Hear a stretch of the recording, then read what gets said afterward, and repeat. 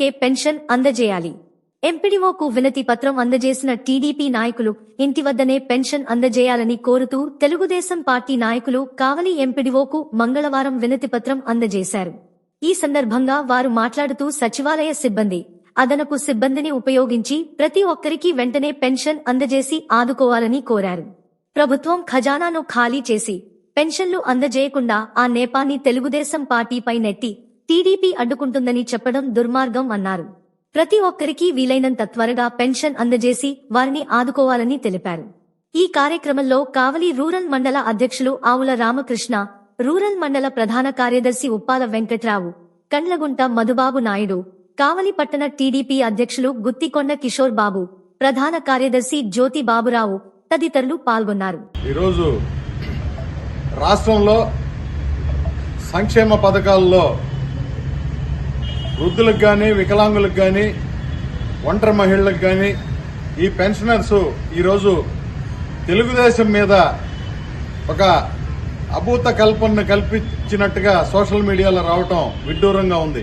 ఎందుకంటే ఈరోజు సంక్షేమ పథకాలు నడిపేటప్పుడు వారు ప్రతి నెల కూడా నడిపిస్తూ వస్తూ ఈరోజు రాష్ట్ర ఆర్థిక పరిస్థితుల దృష్ట్యా కానీ, ఏ దృష్ట్యా కానీ మన ఆర్థిక పరిస్థితులు అవన్నీ కూడా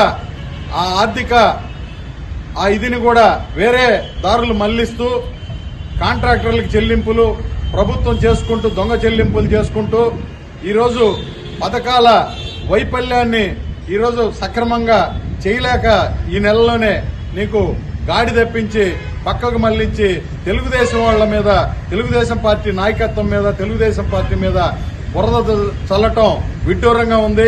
ఇది ప్రజలందరికీ కూడా తెలుసు గ్రామాల్లో ఏం జరుగుతుందనేది. దాన్ని వదిలేసి వీళ్ళ చేతగానితనాన్ని తెలుగుదేశం మీద రుద్దటం ఇది చేతగానితనం అని చెప్పి తెలియజేసుకుంటా ఉన్నాం. ఈరోజు ఎండీఓ గారికి మేమందరం కూడా ఒక మెమరాండం ఇవ్వటం జరిగింది. కావలి ఎండీఓ గారికి, కావలి రూరల్ మండల తరఫున కానీ అందరూ కూడా ఇక్కడికి రావటం జరిగింది.